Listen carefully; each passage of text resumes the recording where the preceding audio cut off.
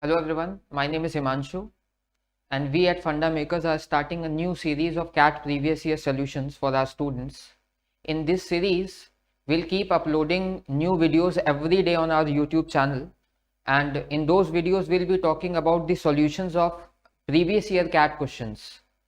Students are advised to take these videos seriously for the simple fact so that they can be aware of what kind of questions are actually asked in CAT, so that they may have an idea that what kind of question should have been attempted in the actual exam and what kind of question should have been left out.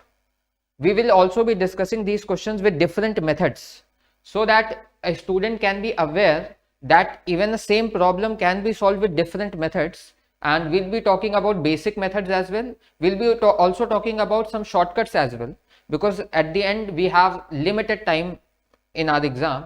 So if you'll be regularly watching these videos, I'm pretty sure that you'll get benefited a lot. So as I told you that we'll be discussing previous year CAT papers, so we are starting from CAT 20 solutions, and today in this video specifically we'll be talking about two very interesting quants questions which appeared in CAT 2020 and in slot 2. So let's, without wasting time, let's talk about question number 1. In a car race, A beats B by 45 kilometer. Car B beats car C by 50 kilometer and car A beats car C by 90 kilometer. The distance over which the race has been conducted. तो बहुत ही easy question है, हम लोग इसको आराम से देखते हैं.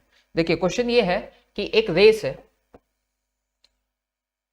जिसमें car A beats B by car 45 kilometer, and at the end we know that we have been asked find the distance over which the race has been conducted. तो हमें length of the race track बतानी है, तो let us assume that the length of the race track is x kilometer.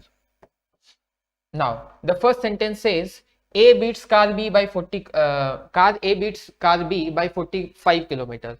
It means कि जब तक RA पूरी distance x kilometre की कवर करती है तब तक B उससे 45 किलोमीटर से हार जाता है. 45 किलोमीटर से हारने का मतलब ये है कि वो A के कंपैरिजन में 45 कम मूव किया होगा. तो अगर किसी स्पेसिफिक टाइम में A ने पूरी length of the track cover की होगी जो कि x किलोमीटर की है, तो सेम टाइम में B कितना कवर कर पाया होगा? तो आप जानते हैं because B is losing by 45 kilometre, then he should have been 45 kilometre behind A. It means B must have covered x minus 45 kilometer in the same time.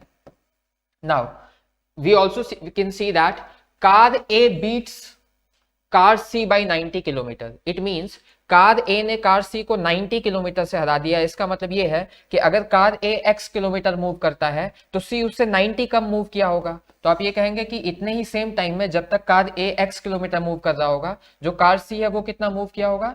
x minus 90 kilometre move किया होगा. तो हमने दो sentences पढ़े हैं. Car A ने B को 45 से हरा दिया, इसका मतलब कार A अगर x चल रहा है तो B x माइनस 45 चल रहा होगा. कार A ने C को 90 से हरा दिया, इसका मतलब अगर car A x kilometre move कर रहा है तो C 90 कम मतलब x माइनस 90 मूव कर रहा होगा. Then what we can say is in the same time in which A covers x kilometer, in that very same time B covers x minus 45 and C covers x minus 90 kilometer, and we know that when time is constant the ratio of speed and distance is same. So we can say that the ratio of speed of B and C, because the timing is same, जितने समय में A x चल रहा है B x minus 45 और C x minus 90 चल रहा है सेम टाइम में, तो we can say that the ratio of speed of B and C will be same as the ratio of their distances covered, and B covers x minus 45 and C covers x minus 90. This is the ratio of the speed of B and C. Now if we talk about this sentence, car B beat C by 50 kilometre. B ने C को हरा दिया है 50 kilometre से. तो आपको एक बात ये समझ में आनी चाहिए कि अगर B ने C को हराया है, इसका मतलब ये है कि B ने पूरा x किलोमीटर का रेस कवर किया होगा, तभी तो उसने उसको हराया होगा. तो B जब तक x किलोमीटर चलेगा, बिकॉज C जो है B से 50 किलोमीटर से हार रहा है, इसका मतलब C ने कितना मूव किया होगा? x माइनस 50 किलोमीटर मूव किया होगा. ये हमें पता है. तो वी कैन ऑल्सो से कि जितने टाइम में B x किलोमीटर मूव करेगा, C सिर्फ x माइनस 50 किलोमीटर मूव कर पाएगा. तो हम यहां से कह सकते हैं कि B और C के जो स्पीड का रेशियो होगा that will be x upon x minus 50.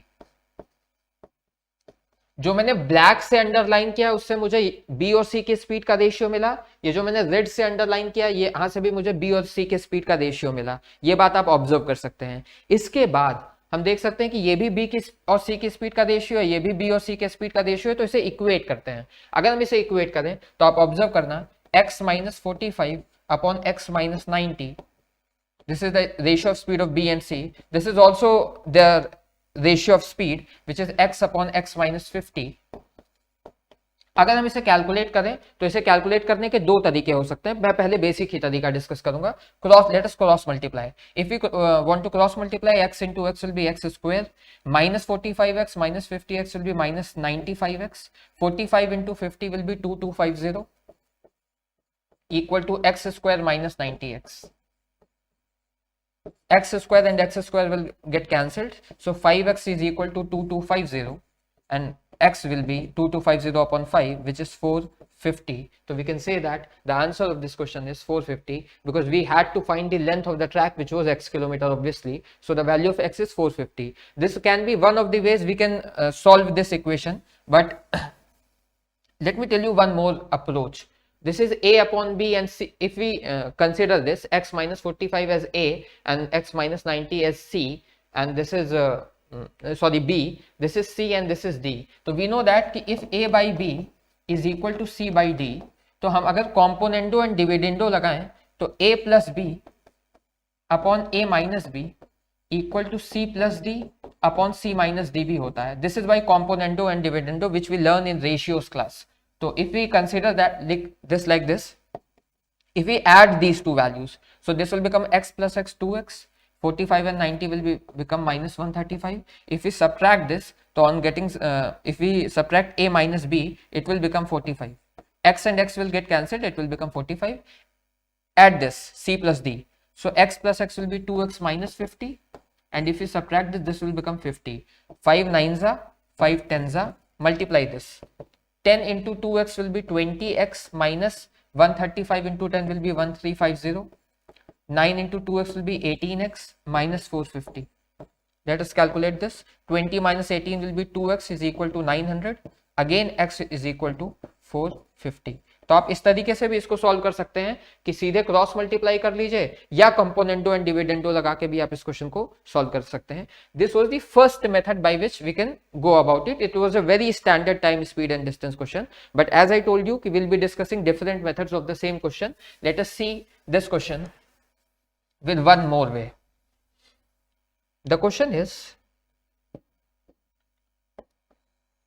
कि A ने B को 45 किलोमीटर से हरा दिया, और फिर से जो मैंने ब्लैक से अंडरलाइन किया उसको ऑब्जर्व करना. A ने C को 90 किलोमीटर से हरा दिया, 90 किलोमीटर से, जो मैंने ब्लैक से अंडरलाइन किया है. तो हम कह सकते हैं कि ये भी 45 किलोमीटर होगा. 45 प्लस 45 90 होगा.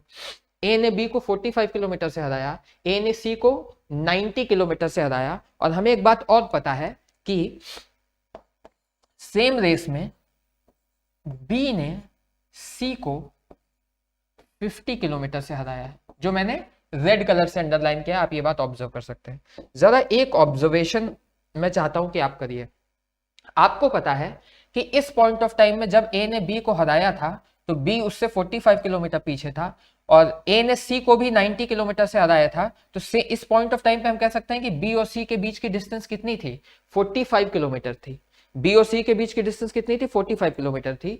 B आगे मूव करता रहेगा, C भी आगे मूव करता रहेगा, लेकिन आपको पता है कि जब B यहां पहुंचा है, A तक मतलब फिनिशिंग पॉइंट तक पहुंचा है, उस पॉइंट पे B और C के बीच की डिस्टेंस कितनी हो गई?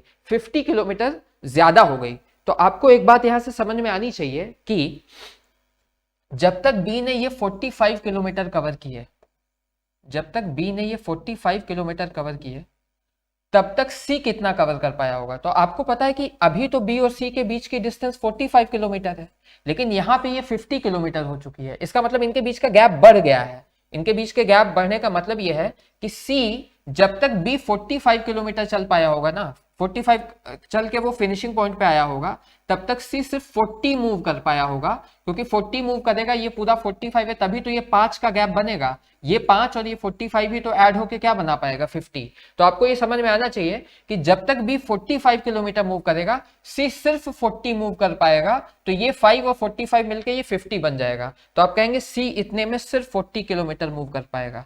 तो आप मुझे ये बताइए कि बी और सी के बीच का जो गैप है वो कितने का बना। तो आप कहेंगे कि गैप इनके बीच का 5 किलोमीटर का बना।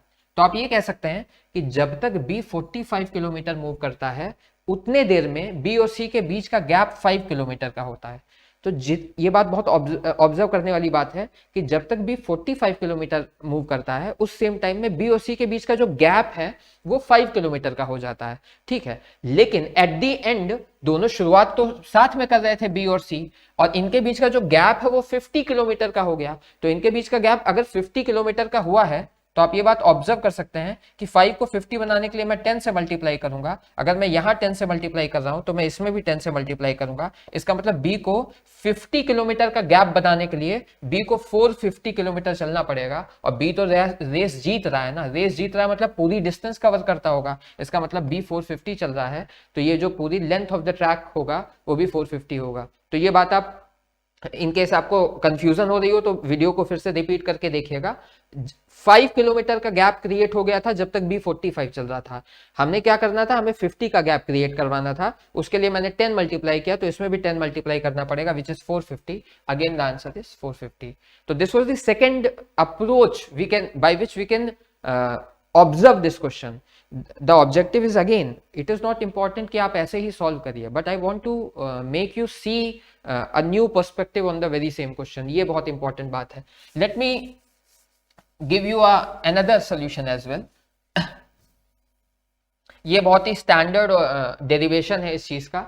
एक बात हमेशा ध्यान रखिएगा कि अगर ए किसी रेस में 3 लोग रेस कर रहे हैं, अगर ये हमेशा तभी चलेगा जब 3 लोग रेस कर रहे हैं। ये बात हमेशा, कुछ शॉर्टकट्स और कुछ फॉर्मूले जानने चाहिए अगर आपको 99.9 से भी ज्यादा वाली रेंज में जाना है। तो ए ने बी को मान लो D1 डिस्टेंस से हरा दिया, बी ने सी को मान लो किसी रेस में D2 डिस्टेंस से हरा दिया, और ए ने सी को D3 डिस्टेंस से हरा दिया। अच्छा, जहां पे ए कौन है, ए विनर है, बी फर्स्ट रनर अप है, और सी कौन है, सेकंड रनर अप है। ये इंपॉर्टेंट बात है। तो विनर ने फर्स्ट रनर अप को D1 से, फर्स्ट रनर अप ने सेकंड रनर अप को D2 से, और विनर ने सेकंड रनर अप को D3 से हरा दिया। तो जो लेंथ ऑफ द ट्रैक का फॉर्मूला होता है वो होता है D1 into D2 upon D1 plus D2 minus D3। सोचिए, अगर आप ये फॉर्मूला जानते हैं तो विद इन सेकेंड्स आप ये क्वेश्चन कर सकते हैं विदाउट मेकिंग एनी इक्वेशन और going without thinking about ratios. You can directly solve this question, और ये हम क्लास में करवाते भी हैं।